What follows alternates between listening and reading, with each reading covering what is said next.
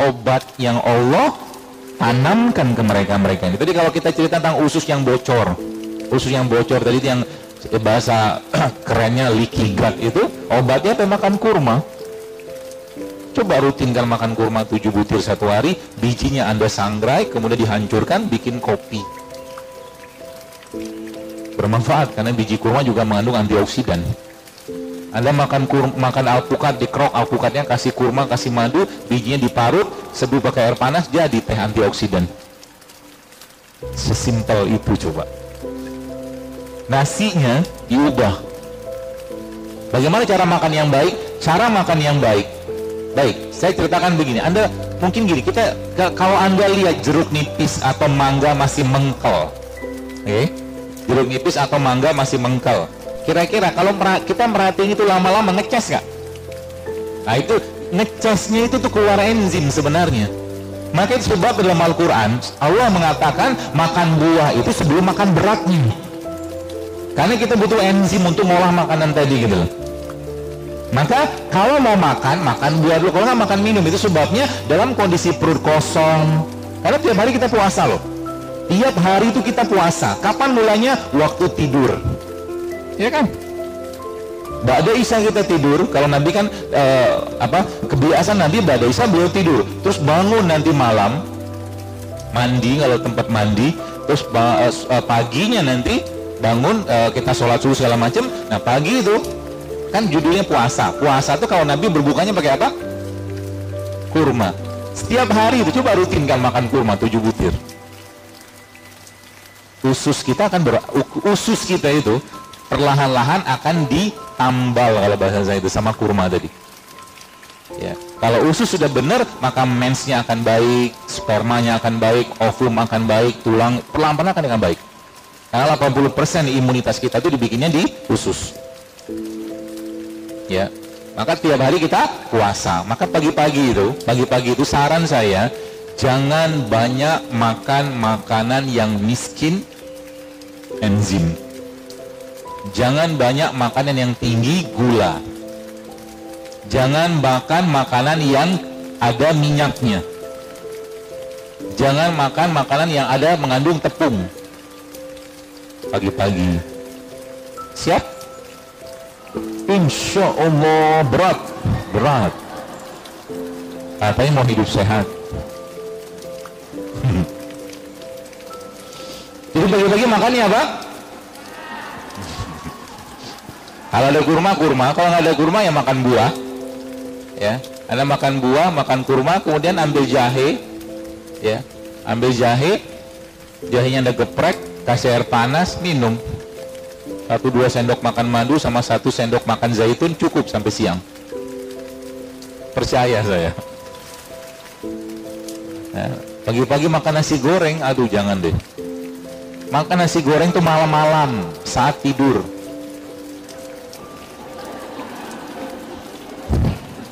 Iya. Waktu kita lagi tidur, nah, kalau sempat makan lah, kalau enggak tidur aja lah, nggak usah makan. Gitu ya. Atau kalau enggak, gennya kita ini, ya, atau pencernaan kita ini, secara umum tubuh kita itu dia bahan bakunya namanya asam amino, ya, asam amino. Jadi coba tiap hari tuh pikir apa asam amino yang saya bisa asup untuk badan saya. Contoh asam amino yang paling baik apa? Madu. Madu itu mengandung asam amino yang terbaik. Ya, kita tidak bahas penyakit karena penyakit itu sebenarnya bisa diobati kalau tubuhnya benar. Dia akan meresetting sendiri memperbaiki dirinya sendiri. Madu. Kemudian apa lagi jenis asam amino yang terbaik yang kita bisa dapatkan? Ini asam amino. Jadi kalau Anda makan kurma, makan madu, kalau saya membahasakannya itu bukan perbaikan gizi tapi perbaikan gen. Gitu loh. Modal ini juga luar biasa, tambah lagi dengan protein. Kalau ketemu kacang, kalau Anda nggak ketemu kacang, maka Indonesia punya salah satu protein yang paling baik, namanya tempe.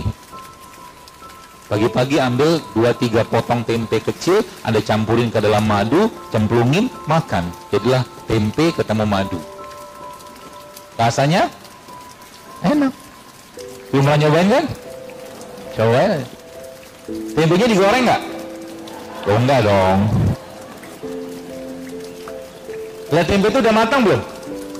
Udah. Kan kedelainya udah direbus. Kedelainya udah direbus, jadi aman aja. Cari tempe yang sehat, kedelai lokal, ya, yang dibuatnya itu nggak diinjek-injek. Katanya kan begitu. Gitu. Lalu potong-potong, atau kalau enggak anak bagus sekalian dibenyak-benyakin gitu kan, kasih madu, kasih suiran kurma, enaknya minta ampun. Cobain aja nanti. Dan itu akan jadi obat sebenarnya, karena kan tempenya sudah ada probiotiknya. Madu tuh asam amino, dia kategorinya lebih, saya menganggap madu tuh lebih ke prebiotik sebenarnya, tapi dia bisa berubah bentuk. Kemudian ya, probiotik pada tempe, ada madu, ada asam amino tadi, makan sama kurma prebiotik. Atau kalau enggak pagi-pagi itu tempe di jus sama kurma juga bisa. Enak kok, rasanya tetap enak ya, tempe itu enak sarapan. Jadi pagi-pagi jangan banyak yang aneh-aneh ya, nggak ada tepung, nggak ada minyak, nggak ada nasi, nggak ada gula ya. Saya tidak melarang Anda makan karbohidrat, yang saya sampaikan adalah nasi putih. Anda tetap butuh ini karbohidrat kan, gula juga kan. Kalau Anda mau ganti dengan karbohidrat yang lain boleh. Nah, beras merah, beras hitam, beras coklat, nggak masalah. Atau nggak makan beras pun nggak apa-apa, kentang juga boleh kan, ubi juga karbohidrat gitu loh. Atau juga nanti supaya nasinya, kan zaman sekarang ini kan nasi itu kan sudah merupakan produk yang saya harus katakan nasi itu miskin enzim, karena enzim dia kan sudah dibuang. Di mana enzimnya atau mungkin seratnya dia letaknya ada pada kulitnya nasi itu. Maka kalau Anda tetap pengen makan nasi, caranya toppinglah nasinya itu dengan bahan-bahan nutrisi atau bahan-bahan gizi yang penting. Caranya gimana? Saya ajarin caranya. Dan ini kalau Anda kerjakan, BAB akan lancar ya. Kemudian pembuluh darah Anda akan melentur kembali. Lama-kelamaan nanti siklus mensnya ya, atau mungkin moodnya juga akan diperbaiki sama dia. Caranya Anda ambil serai, kemudian bawang putih, bawang merah, bawang bombay juga nggak apa-apa. Mau minum tangan kiri ya, lupa, kelihatan kawan. Kan kebiasaan kan. Ya, serai, bawang putih, bawang merah, sama cabai sedikit. Cabainya nggak usah pedes-pedes, cabai merah biasa aja. Lalu itu Anda tumis api kecil aja. Jadi cabai, bawang merah, bawang putih tadi diiris kecil-kecil ya. Serainya juga diiris kecil-kecil, ditumis pakai api kecil ya. Numisnya pakai apa? Yang jelas nggak pakai minyak sawit. Kalau Anda ketemu dengan coconut oil yang buat cooking atau minyak kelapa, pakai minyak kelapa. Kalau nggak ada itu, bisa pakai minyak zaitun. Minyak zaitunnya yang extra virgin. Jelas sampai sini ya? Ditumis pakai itu sebentar dengan api kecil untuk buat aromanya aja. Jadi lemaknya Anda numis itu bukan lemak yang buruk. Oke? Nanti tambah lada hitam, tambah garam segala macam, pokoknya bumbu sesuaikan aja. Nanti nasi putihnya, kalau memang masih pakai nasi putih, campurin ke situ. Oke, campurin ke itu tadi itu, yang apa bumbunya tadi itu. Ya, kasih garam segala macam. Lalu nanti nasinya, kalau saya biasanya saya tambahkan sedikit dengan kismis kalau ada. Setelah diaduk-aduk gitu, tambahkan sedikit dengan kismis atau kasih suiran kurma. Atau kalau nggak sedikit kasih kacang almond, kacang mete gitu kan. Kalau nggak ada apapun yang tadi tambahan dia tadi, cukup yang tadi aja, modalnya gak mahal-mahal banget. Itu bisa mengubah nasinya berubah menjadi nasi yang penuh dengan enzim. Karena kan kita masih pengen makan nasi kan, ya. Padahal kalau seandainya kita bisa mau kurangi aja nasi itu, efeknya luar biasa ke badan, nasi putih sih ya. Gitu. Makannya sama apa? Tempe. Tempenya mentah, gak usah digoreng. Tempe mentah itu tempe matang sebenarnya kan. Kemudian Anda tempenya itu sebelumnya Anda bikin sambal dulu.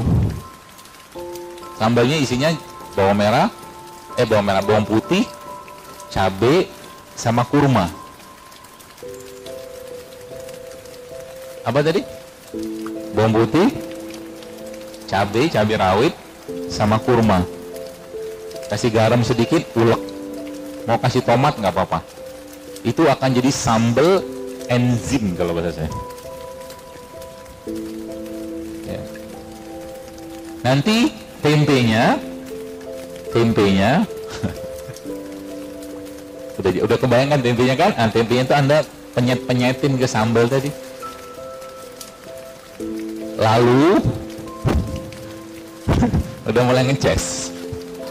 Enak banget itu. Ya Allah, saya nggak kebayang, udah sehat, enak, dan modalnya murah. Modalnya nggak banyak-banyak gitu kan. Lalu nanti udah dipenyet-penyet tuh Anda aduk. Udah hancur kan tempenya kan?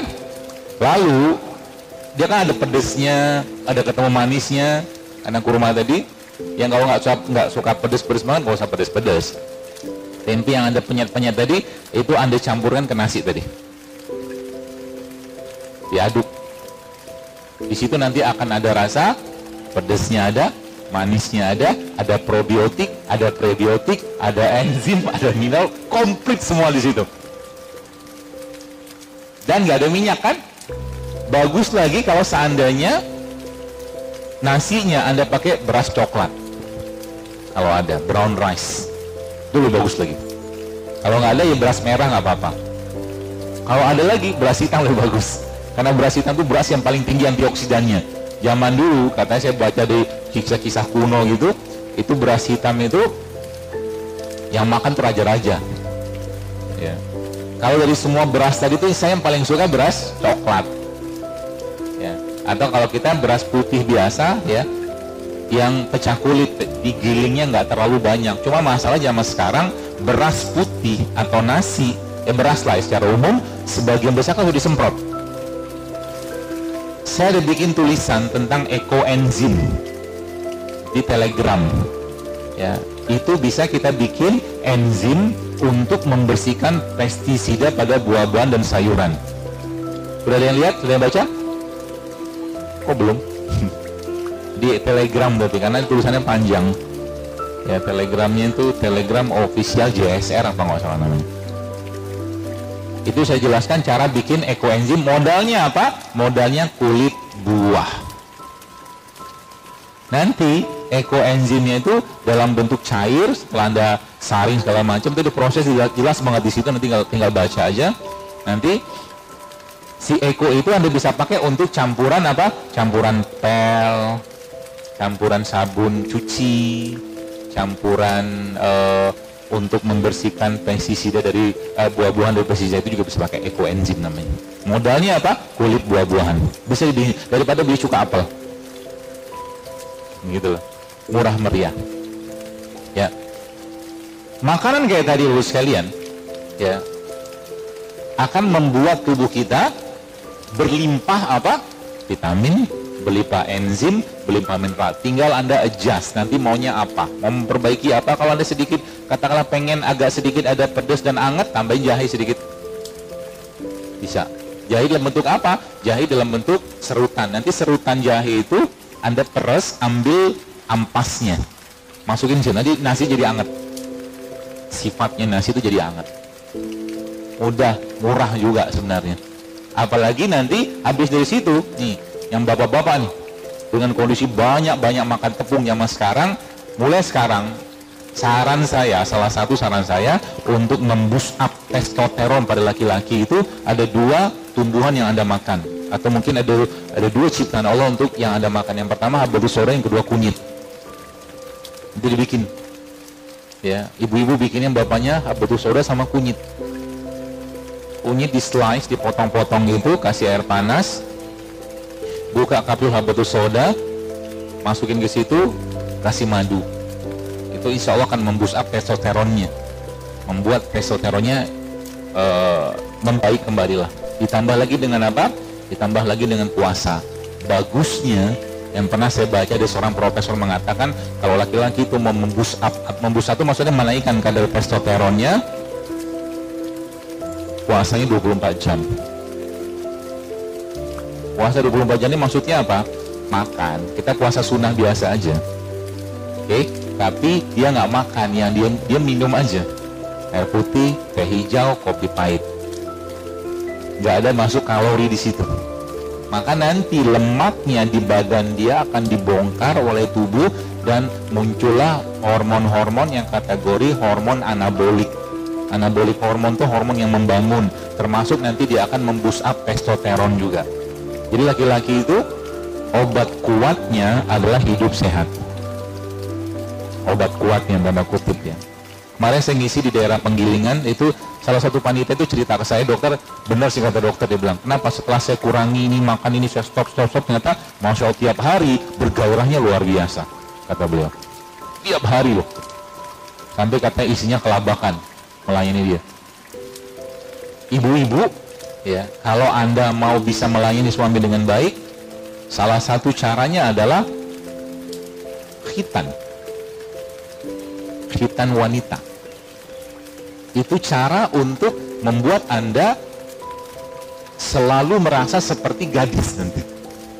Khitan wanita itu. Kalau Anda belum menopause bisa.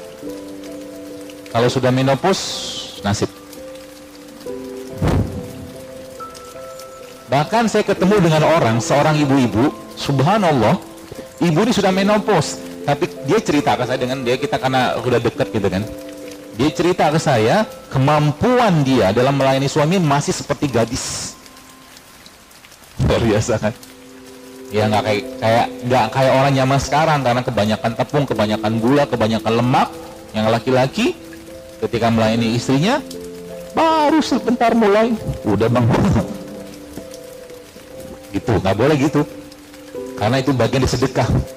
Ya bapak-bapak ya. Jadi kalau minum zam-zam nanti minta sama Allah, ya Allah, jadikan zam-zam yang kuminum ini bisa menguatkan ya diriku untuk melayani istriku lebih baik. Oh gitu, keren doanya. Jangan minum zam-zam tak rezeki, bodoh itu doang, nggak ada perubahan. Ulama-ulama aja kalau minum zam-zam mereka mintanya apa? Salah satu ulama, saya lupa namanya siapa, dia katakan kalau dia minum zam-zam dia minta sama Allah, semoga dengan zam-zam yang kuminum ini, dia bilang, engkau menghilangkan dahagaku di padang mahsyar. Jauh banget ke depan mintanya. Ya beberapa ulama-ulama itu ketika minum zam-zam mintanya apa? Ya Allah, mudahkan hafalan Quranku, jadikan aku ulamanya umat, matikan aku dalam husnul khotimah. Karena zam-zam seperti apa yang kita niatkan. Gitu. Apalagi kalau mau detox dengan menggunakan dua tumbuhan itu, zam-zam sama kurma. Nabi pernah mencontohkan dalam 1 bulan ya, Rasulullah SAW hanya makan kurma sama zam-zam. Ya, makan kurma sama minum zam-zam. Itu detox yang paling baik. Zam-zam secara sifatnya alkali, basa, dan memang gen-gennya kita itu, ikatan gen itu pada alkali semua. Kurma mengandung kalium, mengandung kalsium, mengandung magnesium, dan mineral-mineral basa yang lain. Makanya minum zam-zam sama makan kurma itu bisa bikin bahagia. Kalau nggak ketemu zam-zam sama kurma, mama makanlah buah. Karena buah secara umum bersifat basa. Kenapa saya ceritanya basa? Kenapa saya cerita alkali? Karena waktu kita masih bayi zaman dulu 0 sampai 6 bulan kita minumnya apa? ASI. ASI itu kalau Bapak Ibu sekalian pernah cek pH-nya, pH ASI itu 8 loh. Sama kayak zam-zam. pH ASI itu kalau dicek itu 8,2 kalau saya pernah cek itu. Teman bukan saya. Jadi sama kayak air zam-zam. Jadi kalau mau sehat maka ya bukan minum ASI sih. Kalau mau sehat maka minumlah air seperti ASI atau air zam-zam. Kalau nggak ketemu ASI atau zam-zam, mama akan makanlah buah. Ya. Kurangi makan daging mulai sekarang. Daging boleh kita makan tiap hari. Kalau saya sih tidak menyarankan ya makan daging ya tiap hari kalau saran saya. Karena dalam daging itu ada namanya nitrosamin. Nitrosamin itu kalau masuk ke tubuh kita dengan pengolahan pencernaan kita itu lama-lama dia akan memicu. Jadi orang yang banyak makan daging ya, terutama daging-daging hewan darat, ya potensi mereka untuk kena kanker lebih besar. Buah-buahan, sayur-sayuran juga mengandung nitrosamin, tapi reaksinya ketika masuk di badan itu beda. Makanya hewan-hewan buas, kalau mereka, yang saya baca dalam sebuah buku, kalau mereka memangsa hewan-hewan herbivora, yang mereka makan pertama kali apa? Bagian perutnya. Dia butuh enzimnya. Bahkan harimau itu setiap tahun katanya ada ritual dia makan rumput. Pernah saya dapatkan video itu, jadi harimau itu 1 tahun sekali makan rumput. Gitu. Manusia ya, jadi kalau mau mengurangi resiko kanker, Anda tidak akan dapatkan antioksidan pada daging, nggak dapat. Saya tidak mengajarkan Anda vegetarian ya, karena Islam tidak vegetarian, karena Nabi makan daging. Ya, tidak. Saya pun tidak, saya makan daging. Ya. Tapi kalau imbangan antara daging yang mungkin kalau boleh saya kasih komposisi atau perbandingan ya dominans sayur sama buah daripada dagingnya gitu. Maka nanti apa yang terjadi, tubuh akan memperbaiki diri sendiri. Apalagi tambah dengan 4 hal ini. Coba dalam 1 hari 5 lah, bukan 4, 5 hal ini. Anda 5 hal ini Bapak sekalian usahakan ada dalam makanan Anda tiap hari. Yang pertama asam amino. Asam amino itu contohnya apa? Tadi kan madu, kurma, itu asam amino. Yang kedua apa? Probiotik. Probiotik. Pertama tadi apa? Asam amino. Asam amino dapat dari mana? Nanti tinggal di browsing. Banyak sumber asam amino di sekitar kita. Ada madu, ada kurma, ada air kelapa. Juga asam amino. Ya, seminggu sekali ibu-ibu sekalian coba minum air kelapa. Air kelapanya di blender sama kurma. Termasuk kalau Anda ibu-ibu nih, kalau Anda, saya nggak tahu, sebaiknya sih saran saya, sebaiknya kurangilah masak yang bersantan yang dipanaskan. Jadi santannya, jadi saya suka kari, tapi kalau saya bikin kari, sekarang saya requestnya jangan pakai santan. Karena kari itu penuh dengan bumbu. Ya, itu sebabnya kalau Anda perhatikan yang di tulisan saya terakhir yang tentang testimoni hamil itu, saya tidak ada jualan produk di sana. Yang saya mau angkat itu adalah mari kita kembali ke ciptaannya Allah, itu aja sebenarnya. Yang diminum mereka apa? Detox rahim. Kadang saya juga lupa detox rahim itu apa. Oh, banyak banget postingan. Ada kayu manis, ada apa lagi, ketumbar, macam-macam, nanti tinggal dibaca. Rata-rata yang mereka minum sebagian besar mengandung apa? Kunyit. Ya. Jadi rata-rata ketika mereka menyetop makanan-makanan yang nggak sehat, mulai kembali sama Allah dalam bentuk ibadah, tahajud, puasa, bekam, Allah kasih dengan mudah. Ada yang 7 tahun, 10, kemarin pernah ketemu 20 tahun coba. Bahkan waktu saya kemarin sempat haji itu, subhanallah, ada seorang yang datang ke saya, coba cerita, itu dokternya bilang dia nggak bisa hamil, kata dokternya, dokter di Jordan. Terus qadarullah akhirnya beliau sempat lihat akun saya Instagram gitu kan, mulai dipraktekkan segala macam, akhirnya praktek kayak begitu, akhirnya lupa sama penyakitnya. Orangnya jadi happy kan, bahagia, syukur segala, kalau mau dikasih kasih aja, akhirnya Allah kasih karena hatinya sudah tenang. Gimana mau dikasih? PCO itu sel ovumnya nggak matang. Mau matang kayak gimana? Atau mau dibuahin kayak mana sama sperma kalau sel ovumnya nggak matang? Kenapa nggak matang? Karena cemas, karena stres. Wanita-wanita zaman sekarang, anak perempuan zaman, terutama anak-anak perempuan, coba lihat, sebagian besar kelas 4 SD sekarang sudah mens. Betul? semua makanan yang tidak sehat, yang mengalami pengolahan berlebihan, yang ditambahkan dengan bahan-bahan sintetik, pasti akan menyebabkan elektron dalam tubuh kita itu lepas satu, yang kita kenal dengan radikal bebas. Oke, 5 menit lagi ya. Probiotik. Yang pertama itu asam amino, yang kedua probiotik, yang ketiga apa? Prebiotik. Prebiotik itu apa? Kalau probiotik, biotik yang baik, bakteri yang baik. Oke?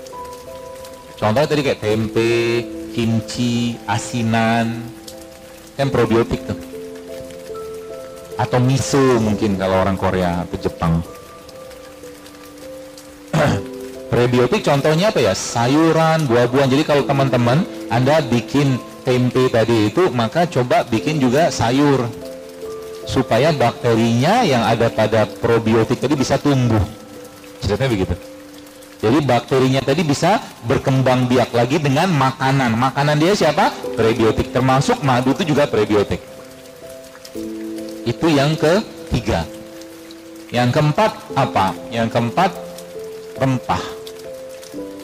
Rempah itu contohnya apa? Banyak lah, ibu-ibu mau paham banget lah. Itu rimpang. Kalau rempah itu ya kayak cengkeh, kayu manis, ketumbar, kapulaga, jinten, bunga lawang, itu rempah. Yang negeri ini lupa bahwa kita itu negeri rempah. Yang kita lupa 350 tahun kita dijajah, yang diambil itu. Sehingga zaman sekarang manusia yang hidup di bumi Indonesia ini lupa dengan rempahnya. Yang dimakan hanya sebagian besar rasa, dan rasa. Maka kalau boleh saya minta kepada ibu-ibu, di rumah Anda kutip ya, haram ada penyedap rasa. Anda kutip. Rasa tuh kita bisa buat bawang merah, bawang putih, kurma, garam, lada hitam, bisa bikin rasa kok. Nggak perlu penyedap rasa. Ya, monosodium glutamat itu nggak perlu. Itu prebiotik ya.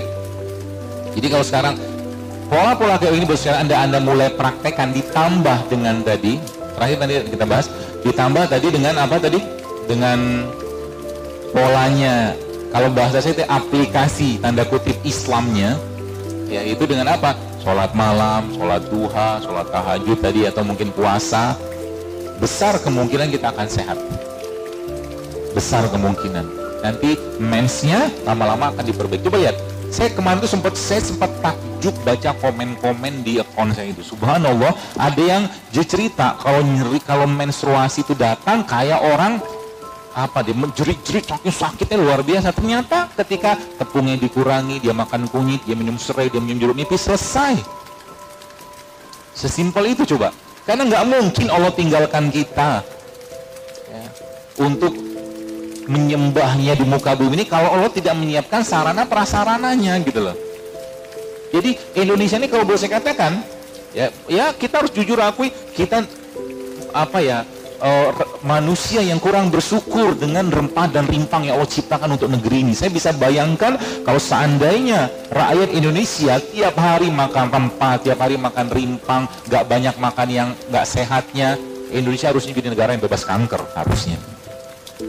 Karena semua jenis rimpang-rimpangan itu anti kanker semua sebagian besar. Bagi tambah dengan rempah. Kita cerita diabetes, kurang kuat apa kayu manis untuk menurunkan gula darah? Kayu manis itu kuat sekali menurunkan gula. Makanya bagi Anda yang infus ya, infus water pakai kayu manis, hati-hati. Ada potensi untuk hipoglikemik. Hipoglikemik itu gulanya turun. Kalau hipoglikemik maka keliengan. Buah-buahan, kalau Anda ngimpus buah-buahan, hati-hati karena buah-buahan itu cenderungnya dingin.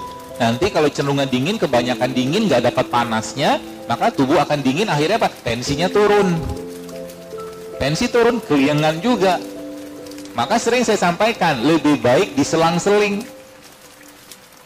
Rempah, rimpang, sayur, buah, rempah, rimpang, dikit-dikit aja, nggak usah banyak-banyak gitu loh.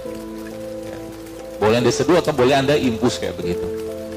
Prebiotik. Jadi tadi apa? Pertama asam amino, yang kedua probiotik,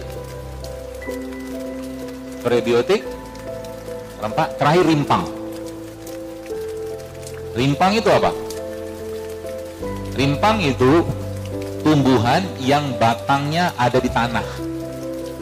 Itu definisinya lah kurang lebih. Nanti lihat di dalam kurang lebih singkat saya itu. Jadi rempah itu, rimpang itu adalah tumbuhan yang dia punya batang tumbuhnya dalam tanah. Yang ada di atas sampai daunnya kan. Kalau kita lihat kayak kunyit gitu kan. Disitulah sebenarnya, kalau bahasa saya menggunakan pepatah, di mana bumi dipijak di situ langit dijunjung. Indonesia itu kaya dengan itu.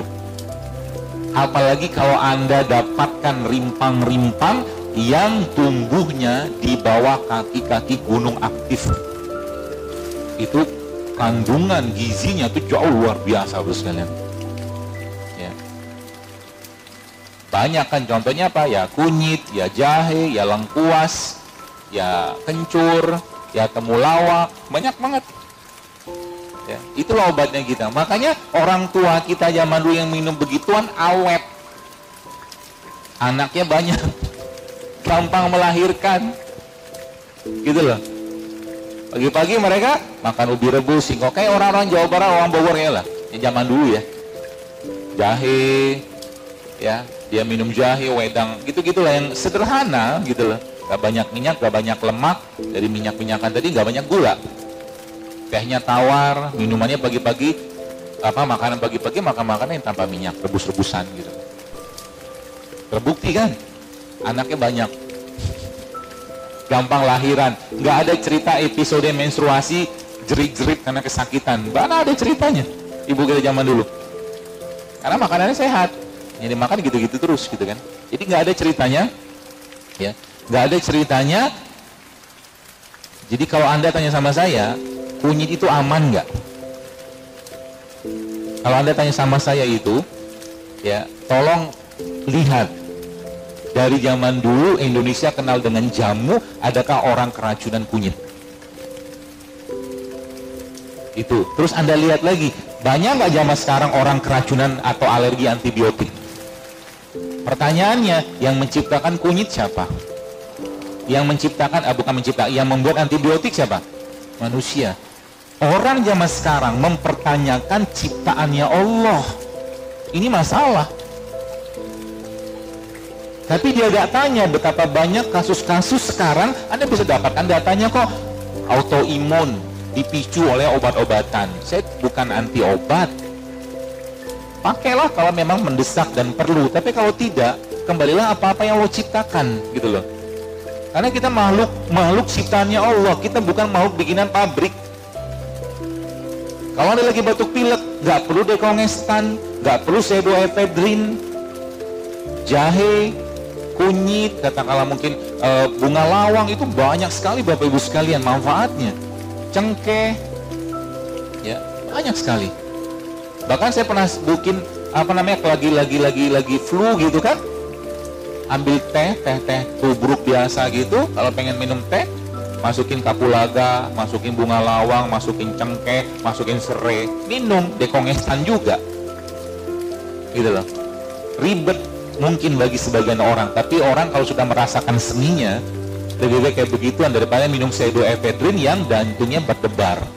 Kan obat-obatan flu begitu, efek sampingnya. Bahkan barusan saya baca kemarin ada satu rilis penelitian itu, subhanallah, ternyata paracetamol yang dimakan oleh ibu-ibu dalam kondisi hamil, terus menerus banyak makan paracetamol, ternyata itu menjadi salah satu biang pemicunya anak autis. Paracetamol coba. Maka hati-hati dengan obat-obatan, bijak dengan obat-obatan. Kalau nggak perlu, jangan. Silakanlah tanya sama orang-orang farmasi itu. Ya. Nanti dibilangnya anti obat, bukan. Tapi mari kita bijak gitu loh. Kalau nggak penting jangan pakai. Maka mulai sekarang saran saya jangan sering-sering cheating. Supaya badannya lebih cepat menyerap ya produk-produk alami ketika sakit. Jadi lagi batuk pilek, lagi pusing, lagi demam, minum jahe, turun gitu loh.